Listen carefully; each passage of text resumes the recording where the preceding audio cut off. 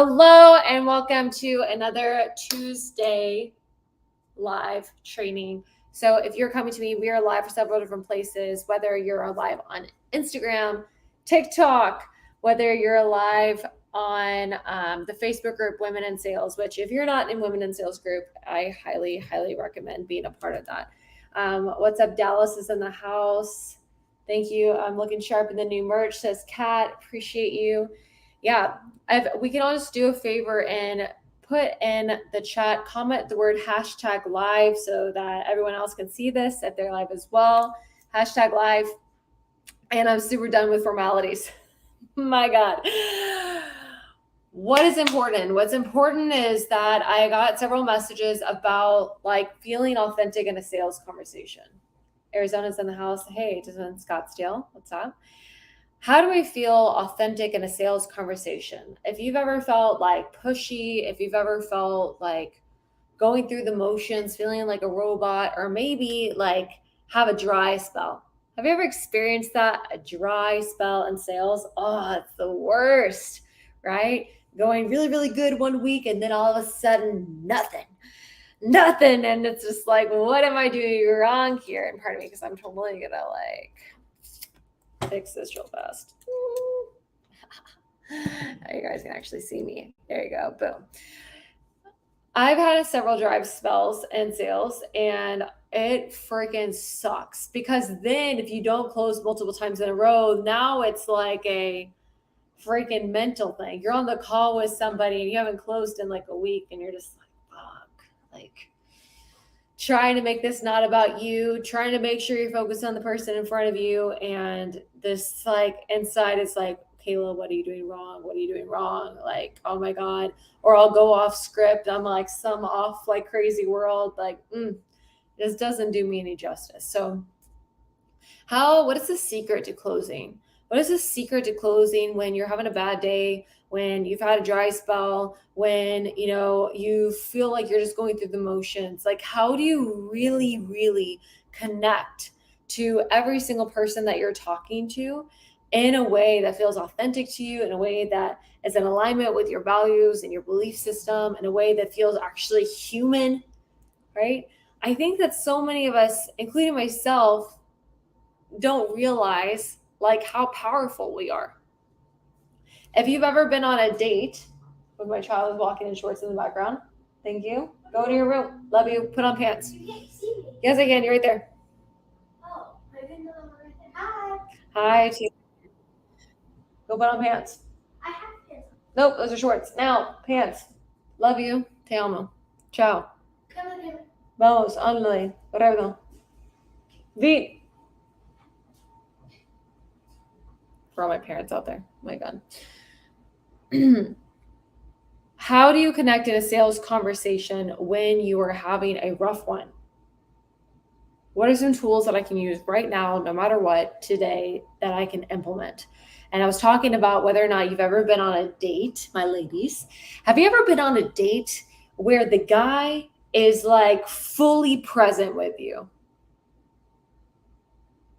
Where he's not paying attention to his phone, nothing else exists, you are all he's paying attention to, your time, your energy, everything, the eyes are on you, you're melting. If you've ever felt like that, put a me in the chat. Me, I felt like that. Ooh, it was the best feeling in the world.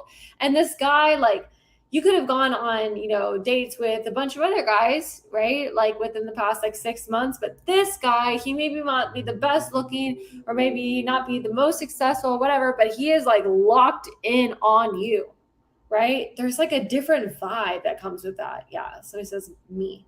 There's a different vibe whenever a man fully pays attention to you at a date. And on the flip side, my guys, right? I'm sure you've had the experience of going out with a girl that's actually caring about you, right? Where she's asking you questions and she's listening.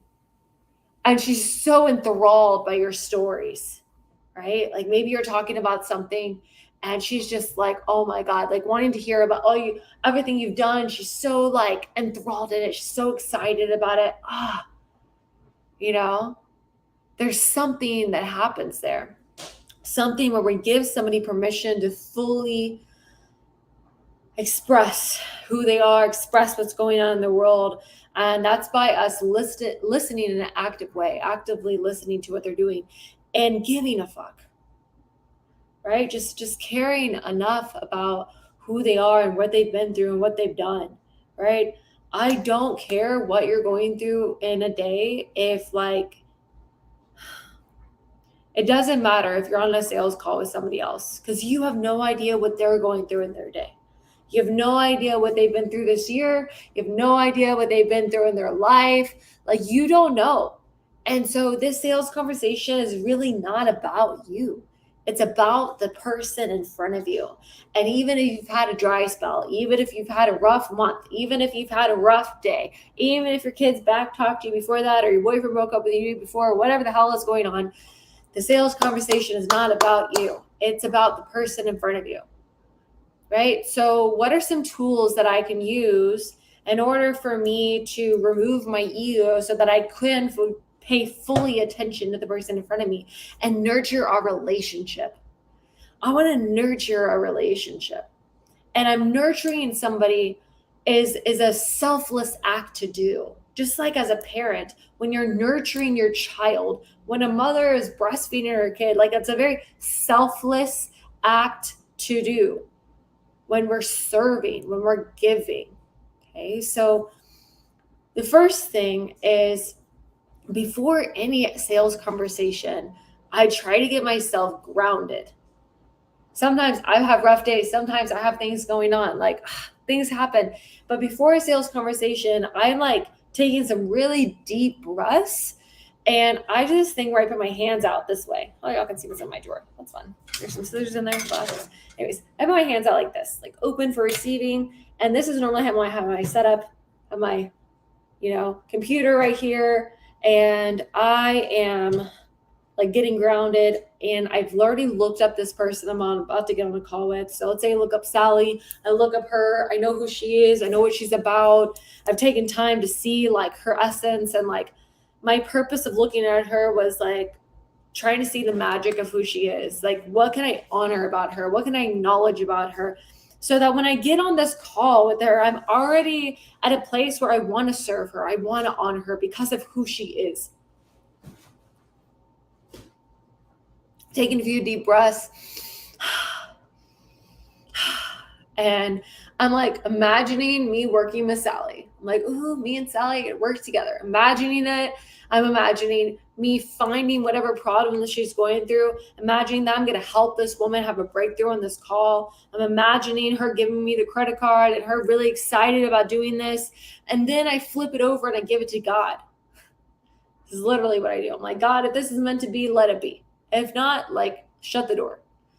That way I can be detached from the outcome here because it's not about me. If I show up and I've acquired the skills and I know how to hold space and I know how to ask the right questions and I know how to dig deep, right? And this woman, after all of that, decides for some reason that she doesn't want to work with me, like that's something that has nothing to do with me.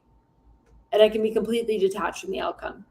And only when you've acquired the skill, where like for some reason that they're not doing it and you've gone through and you're able to negotiate, you're able to ask the right questions. For some reason she still isn't moving forward, like I can be detached from the outcome because I just was like, hey God, this is great, then let it be. And if not, like it's all good. That's what I do. And moving into this call, when I see her, sometimes my brain starts thinking about stuff. Has that ever happened to you?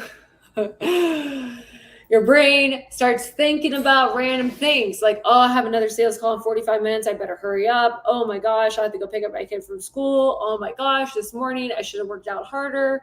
Oh, I need to do this. Or, oh, I'm really excited for this event I'm going to go to tonight. And, oh, I can't wait for this. And, oh my God, this month is almost over. Like my brain starts going somewhere, either into the negative or into the positive.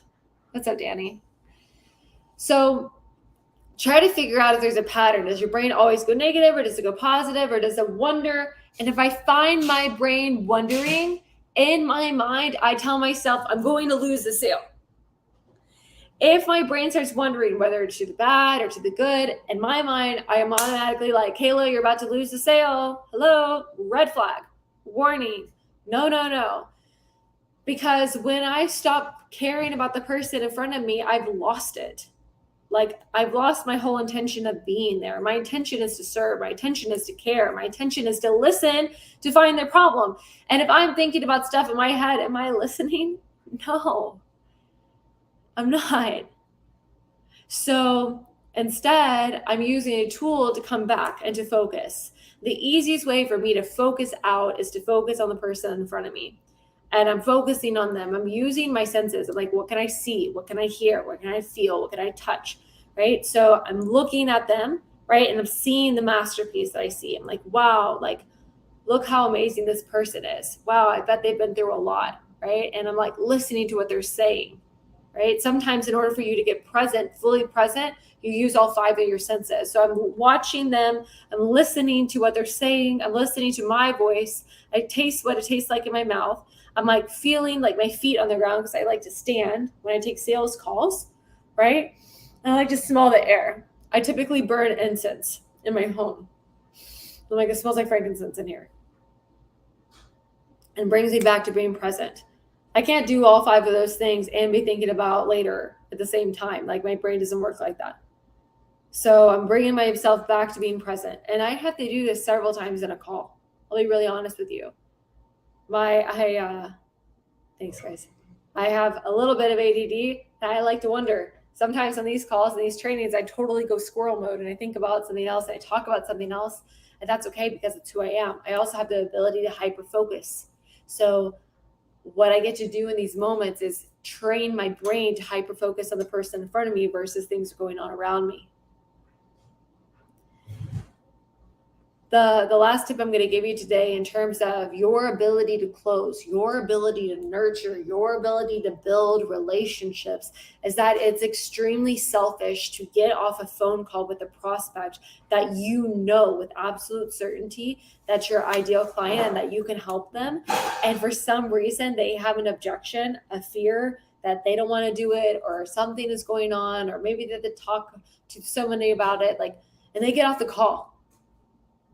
And you didn't do your best to hold space for them to help them figure it out.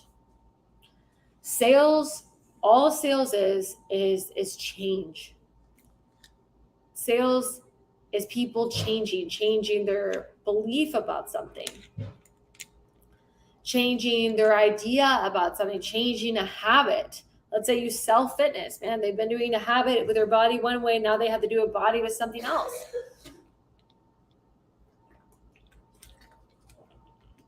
And if I know this to be true, that my intention on a sales call is to change somebody's belief system, and I also know to be true that humans don't like to change, then I get to be in a situation where I'm like, hey, this person is going to change, and I'm going to probably have to hold space while their brain is allowing them to process that change. Have you ever had the experience where big things happened in your life, big changes happened in your life, and you needed a moment to process it? Recently, I just moved from Miami to Scottsdale. I don't have any friends here, don't know anyone here yet. If y'all know anybody in Scottsdale, how are you, girl? It's a big change for me. Lots of things changed. My daughter moved schools. Everything's changed. So I needed a moment, a weekend to process. In fact, I painted my wall. I think that was part of me processing with change. It is okay. I needed some space and allow my brain to process what was going on. And a sales conversation, when you are bringing normally price or time commitment to somebody at the end, in order for them to commit to pay, they have to make a change of what they were doing before. It probably won't work anymore. Maybe they're buying a new product. Maybe they're buying a new service. Regardless of what they're doing, they're going to make some type of change. And sometimes we make the mistake of talking about the change. They need a moment, and then we get off the call. What would it look like if somebody needed a moment and we gave them the space to have a moment? How would that look in our sales conversations if we weren't so quick to get off the call because we didn't want to feel uncomfortable? Sales is an uncomfortable thing. I'm making somebody intentionally feel uncomfortable so that they would have a willingness to change. Now I'm going to do it with integrity. I'm going to do it in a way that's not pushy or makes the person feel bad. But I'm also going to get over my ego of me wanting to look good and me wanting to avoid pain and fear. Because my ego does not get to exist in a sales conversation. Because the sales conversation, again, is not about me. It's about the person in front of me. So at the end of a call, instead of somebody saying, hey, like, this is too expensive, or hey, like, I just need a day to think on this, or hey, I need to speak to this person, instead of us just being like, okay, yeah, no worries, like, let's talk tomorrow, what if we can extend that period a little bit so that their brain can have a moment to process what's going on so that they can start to think clearly? Because all of objection is somebody's trauma coming up. They're either going to be in flight mode or fight mode, right? When you're triggering somebody's trauma around something, around money, around doing something new, around trusting somebody, like, there's so much that's coming on. So we're talking about something and inside they feel internally uncomfortable, which is okay. Either they want to flight and think about it later, get off the call. Oh, I have a meeting. I got to go. Oh, I need to talk to somebody else about this. Or they're in fight mode. They're like, oh, I don't know. I don't think this is going to work for me. Oh, I don't have the time. Oh. And then we're trying to fight against it. Us as humans, we fight against our own nature all the time. It happens all the time. And when you understand humans and you understand the person in front of you and you actually care, that's the secret. You got to actually care enough about them to listen, to hold space, and to be willing to have uncomfortable conversations at the end of a call so that they don't get off the call. In order for us to be able to hold space, you have to ask questions like, what's coming up for you right now? One of my favorite things to do is when I talk about money and I see somebody's face wince, like, I'm like, hey, it costs this much. And they're like, I could see that facial expression, like, ugh. Like, it looks like they're in pain a little bit. Like, ugh. I will say, I'm like, hey, like, Sally, I noticed that your face changed a little bit. You made a little bit of a face. Like, can I ask what's coming up for you right now? Let's just be direct. Let's be straightforward. Let's not beat around the bush. I don't need to be afraid that their face made a weird face. I need to ask why it did that. Right? I'm like, hey, your face, you made a weird wincing thing. Like, are you okay? Is anything coming up for you right now? Like, how can I support you? Do not be afraid to support the person in front of you. You're not going to look like a bad guy. You're not going to look pushy. If your tonality has been kind the entire time, and if you've been there to honor and support and care, right? I hope that this is supportive. I want you guys to please message inside of the Facebook group, Women in Sales, anything that you want us to do a training over, and I'm happy to do so. Right. If you guys also haven't been able to see my new podcast, Closing Deals and Heels, just came out 2 weeks ago. I think the link is inside of my bio on Instagram. Please subscribe, share it with some girlfriends that you feel like could benefit from that. Our intention is to create a worthy world of women that know how to make money on their own terms, that know how to sell, that know how to communicate, right? Sales skills help me be a better mom, help me, be better in relationships. Your ability to communicate can absolutely change the trajectory of your life. And, all I want to do is honor you and support you. So please make sure you go ahead and follow me on Instagram, Kayla Living Boldly. Share the podcast with your friends. And again, if you need anything, please just drop it inside of the Facebook group, Women in Sales. I honor you guys. And I love you. And if you need anything from me, holler at your girl. I'll see you later. Ciao. Let me go here first. Dun, dun, dun.